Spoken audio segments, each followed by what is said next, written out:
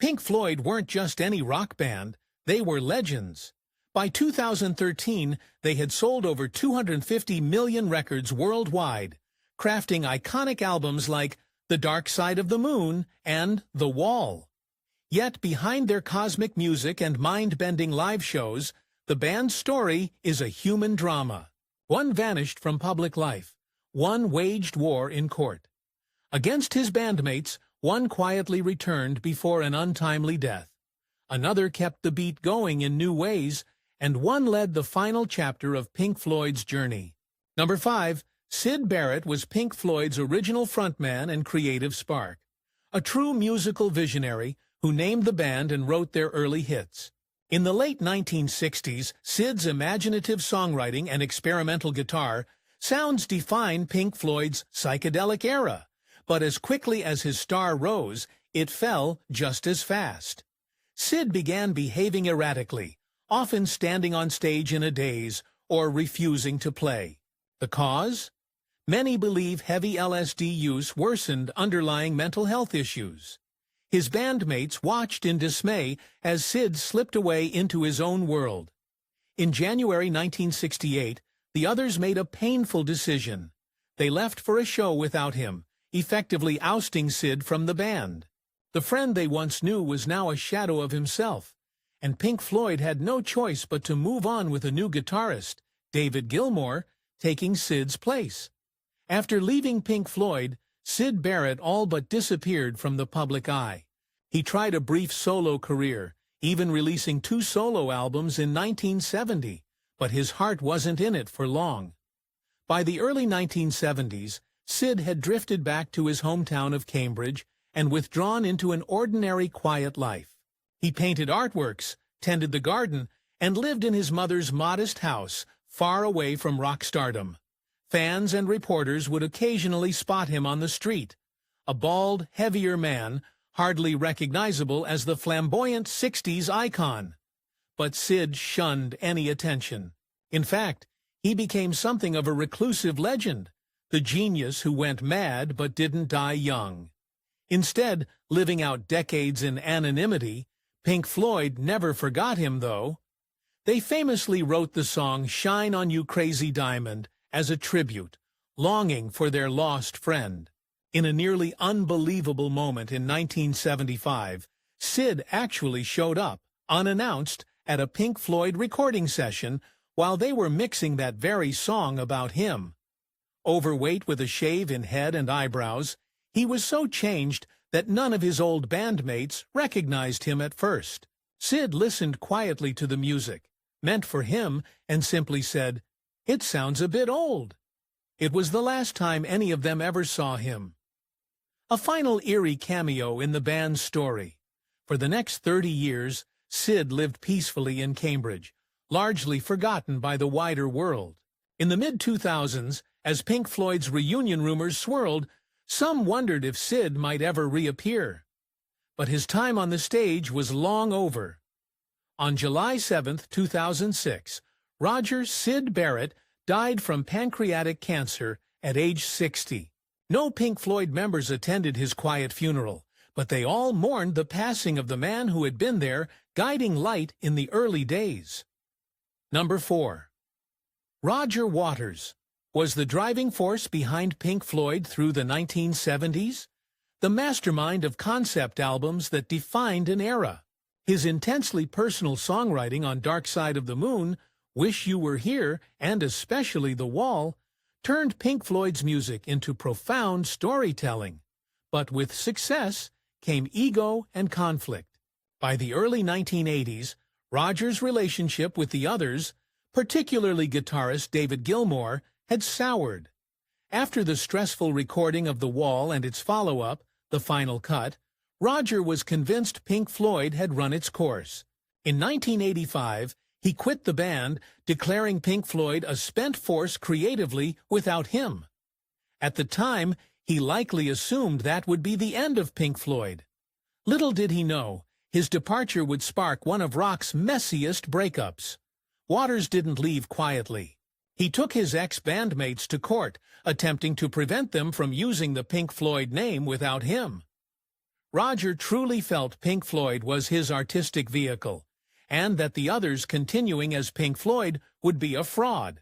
Meanwhile, David Gilmour and drummer Nick Mason firmly believed Pink Floyd belonged to all of them and wasn't Roger's to disband. A bitter legal battle ensued in the late 80s over who owned Pink Floyd. Ultimately, Roger lost that fight. Gilmour and Mason won the right to carry on the band, and they did so with great success. This outcome left Roger Waters resentful for years. As Nick Mason later quipped about Waters, Roger was fond of saying that no one is indispensable, and he was right. In other words, Pink Floyd survived without Roger, a truth that surely stung his pride. After leaving Pink Floyd, Roger Waters embarked on a solo career fueled by the same ambition and imagination he'd given the band. His solo albums, like The Pros and Cons of Hitchhiking in 1984 and Amused to Death in 1992, didn't reach Pink Floyd-level sales, but Roger gradually found his footing outside the band. Decades later, he would stage some of the most spectacular live shows ever. In fact, from 2010 to 2013, he toured the world with The Wall Live, a modern restaging of Pink Floyd's album, complete with a giant wall built and torn down on stage each night. That tour grossed around $458 million, briefly setting the record as the highest-grossing tour ever by a solo artist. It proved that Roger could connect with millions of fans on his own terms, a triumphant second act. Yet, the ghost of Pink Floyd always loomed. For years, Roger and David sniped at each other in the press, and a full reunion seemed impossible. Then came Live 8 in 2005. In a historic one-off moment, Roger Waters rejoined David Gilmour, Nick Mason, and Richard Wright on stage in London to perform as Pink Floyd for the first time in 24 years. The world watched in awe as the four men hugged and played classics like Comfortably Numb Together, seemingly burying decades of animosity. It was a brief truce. After the show, Gilmour swiftly turned down a $150 million offer for a reunion tour, and the old tensions resurfaced. But for that night at least, Roger Waters stood smiling beside his former bandmates, giving fans closure to a long, unresolved chapter. Today, Roger Waters remains as outspoken as ever. He's now around 80 years old. He's still performing and touring with politically charged concerts. His relationship with Gilmour stays complex and distant. They are not exactly friends, but they aren't hurling insults either. Waters has expressed some regret over the years about how he handled leaving Pink Floyd, even admitting the lawsuit might have been a mistake. Nevertheless, he's carved out his own legacy separate from the band. From co-founding Pink Floyd to staging one of the biggest solo tours in history, Roger's journey has been dramatic, contentious, but undeniably impactful. Love him or not, Roger Waters proved himself a visionary artist, one who, for better or worse, walked away from the monster band he helped create. Number 3. Richard Wright. Richard Rick. Wright was Pink Floyd's gentle soul, the keyboard wizard who added dreamy textures and jazz touches to their sound. Unlike the fiery personalities of Waters or Barrett, Rick was quiet, even shy, content to let others take the spotlight. But make no mistake, his contributions were massive. The soaring organ on Echoes, the serene piano of Us and Them, and the entire composition of The Great Gig in the Sky were all Rick's work. He was a founding member and an integral part of Pink Floyd's chemistry. Sadly, by the end of the 70s, he became a casualty of the band's internal strife. During the making of The Wall in 1979, Roger Waters grew frustrated with Rick's lack of input and forced him to resign from the band. Imagine a founder of Pink Floyd effectively fired from his own group. It was a crushing moment for the reserved keyboardist. Yet, Rick Wright's story with Pink Floyd wasn't over. Ironically, after Roger Waters left in 1985, Rick was welcomed back into the fold. David Gilmour, now leading the band, invited Rick to play on the 1987 album A Momentary Lapse of Reason, though initially just as a paid session player due to legal technicalities. By the 1994 album The Division Bell, Rick was fully reinstated as an official member and contributed significantly, even co-writing 5 songs and singing lead on Wearing the Inside Out. For Rick, this return was a quiet vindication. The man who had been ousted came back to help Pink Floyd close out their final chapters. On stage during the 87 and 94 world tours, fans cheered to see Richard Wright back at his keyboard, smiling softly behind his shades as if he'd never left. After Pink Floyd's last tour, Rick largely stepped out of the limelight. He released a couple of solo albums over the years and often preferred sailing on his boat in the Greek islands to chasing rock fame. In the 2000s, he appeared alongside David Gilmour for some of Gilmour's solo concerts, including a memorable night in 2006 at the Royal Albert Hall, where they played Echoes together, a touching nod to their 1970s collaborations. Many hoped Rick would continue if Pink Floyd reunited beyond Live 8, but fate had other plans. In September 2008, Richard Wright died of cancer at age 65. His illness had been kept private, so the news came as a shock to fans. Tributes poured in, praising Rick's understated genius. Gilmour said, "Wright's soulful playing was at the heart of Pink Floyd's sound, and without him, it was hard to imagine the band ever performing as Pink Floyd again." Indeed, Rick's death truly marked the end of an era. Richard Wright's legacy is sometimes overlooked, but it's profound. He was the quiet pillar, holding up those towering soundscapes. When you listen to the ethereal opening of Shine on You Crazy Diamond or the somber beauty of Us and Them, you're hearing Rick's voice as much as anyone's. His journey had ups and downs, from founding member to being sidelined to a graceful comeback and final farewell. In the story of what happened to Pink Floyd's members, Rick Wright represents loyalty and humility. He never courted fame or drama. He simply loved making music. Number 2, Nick Mason is the only member of Pink Floyd who never left the band, not for a single day. The easygoing drummer managed to navigate all the chaos and egos while keeping the show on the road. In fact, Nick Mason is the only member to appear on every Pink Floyd album from start to finish. While Waters and Gilmour fought, or Barrett and Wright departed, Nick was the steady hand on the drumsticks, quietly holding things together. He's also known as the band's mild-mannered diplomat, often acting as the go-between when relationships grew tense. Nick's style was never flashy or self-promoting, much like Ringo Starr and the Beatles. He provided exactly what the music needed with tasteful restraint. Offstage, Mason had, and still has, a passion for fast cars and motor racing, which endeared him as the cool hobby guy in the group. But music remained in his blood. When Pink Floyd continued without Roger Waters in the late 80s, Nick was right there with David Gilmour, eager to carry on. He even collaborated occasionally with Waters later on, proving he held no grudges and could get along with everyone.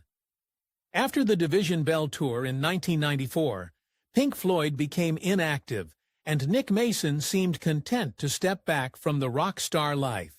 He wrote a best-selling memoir about the band, Inside Out, and indulged his love of auto racing, driving his classic Ferraris in amateur races.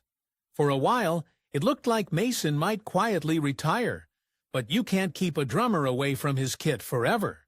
In 2018, well into his 70s, Nick surprised fans by forming a brand new band called Nick Mason's Saucerful of Secrets. The mission? To play Pink Floyd's early psychedelic songs, the ones from the Syd Barrett days that Pink Floyd themselves hadn't performed in decades. Mason gathered some talented musicians, including Floyd's longtime bass sideman, Guy Pratt, and Spandau Ballet's Gary Kemp on guitar, and went on tour to resurrect vintage tracks like Arnold Lane and Interstellar Overdrive. Critics and fans loved it, as Nick brought those whimsical 1967 and 68 tunes back to life on stage. It was as if the youngest, wide-eyed version of Nick Mason came full circle to his roots. To this day, Nick Mason remains the cheerful heartbeat of Pink Floyd's legacy. He's now the elder statesman of the group, often representing Pink Floyd at events and interviews. In recent years, while Gilmour and Waters sometimes trade barbs, Nick is the one who can share a joke with both. He's even jammed on stage with Roger Waters on occasion, and likewise with David Gilmour, proving that, deep down, he just enjoys playing the music free of drama. Nick's personal life has been relatively free of scandal, and he carries a kind of avuncular vibe. Imagine your friendly uncle who also happened to drum on "Wish You Were Here." Whatever happened to Nick Mason? Nothing shocking, and that's rather refreshing. He kept calm and drummed on. Now, in his late 70s, Nick is still touring with his Saucer Full of Secrets project, drumming with the energy of a much younger man. Number 1. David Gilmour joined Pink Floyd in 1968 as the new guy brought into cover for Syd Barrett's onstage meltdowns. Little did he know he'd end up steering the ship through its stormy seas. Gilmour's soulful guitar solos and warm vocals quickly became a defining element of Pink Floyd's sound. On classics like Comfortably Numb and Time, it's Gilmour's voice and guitar that often send listeners into rock nirvana. During the 1970s, he mostly followed Roger Waters' conceptual lead, adding musical brilliance to Waters' ideas. But after Waters left, it fell on David Gilmour to carry Pink Floyd forward, a role he took on somewhat reluctantly. Under Gilmour's leadership, Pink Floyd released 2 hit studio albums, A Momentary Lapse of Reason, 1987, and The Division Bell, 1994, and even a final ambient-leaning album, The Endless River, in 2014.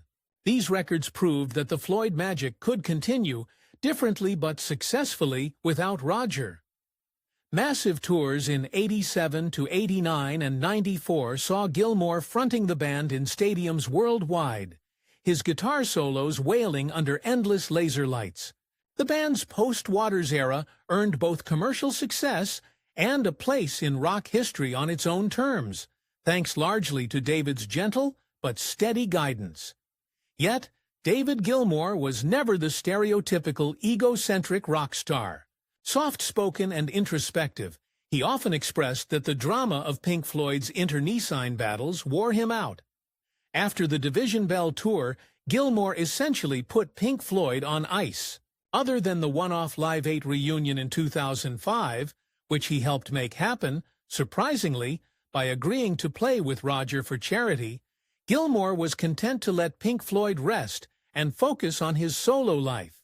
Fun fact, right after Live 8, Gilmour declined a $150 million offer for a reunion tour, an almost unheard-of sum to refuse. But money wasn't the point for him. He valued the integrity of ending Pink Floyd on a high note without drawn-out reunions for cash. Instead, David devoted time to his family and personal musical projects.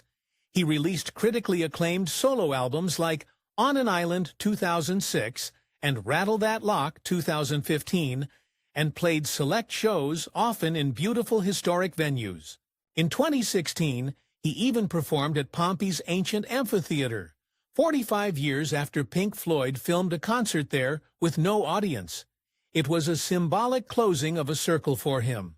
In recent years, David Gilmour has also been active in philanthropy, famously auctioning off many of his iconic guitars, including his Black Strat that crafted so many Floyd solos, and donating millions to charitable causes. He's shown that life after Pink Floyd can be grounded and generous. Musically, he still pops up now and then. As of 2024, Gilmour had released a new solo album, proving his creative spark continues well into his late 70s. Fans consider him one of the all-time great guitarists. Rolling Stone ranks him among the best, and his tone is often imitated but never duplicated. So, whatever happened to David Gilmour? He became the guardian of Pink Floyd's legacy. He ensured the band went out with dignity, releasing that last Floyd album, The Endless River, as a tribute to Rick Wright after his passing, using Wright's leftover recordings in a beautiful send-off. He also made sure Syd Barrett received his due royalties and respect. Gilmour has said he quietly took care of Syd's financial well-being over the years, a touching detail that shows David's character. Now, as the unofficial elder of Pink Floyd, Gilmour seems at peace. He occasionally collaborates with Nick Mason or guests with other artists, but mostly enjoys a quieter life. He's a grandfather, a country gentleman, and still an awe-inspiring musician when he chooses to step on stage. In essence, David Gilmour's post-Pink Floyd journey has been about graceful continuity, preserving the band's spirit without being trapped by it. While Roger was the architect of Pink Floyd's grand concepts, David became the heart and soul that carried those concepts into the future and kept them alive for new generations. Pink Floyd's classic lineup takes a bow at the Live 8 reunion concert in 2005, a final moment of unity for the legendary band.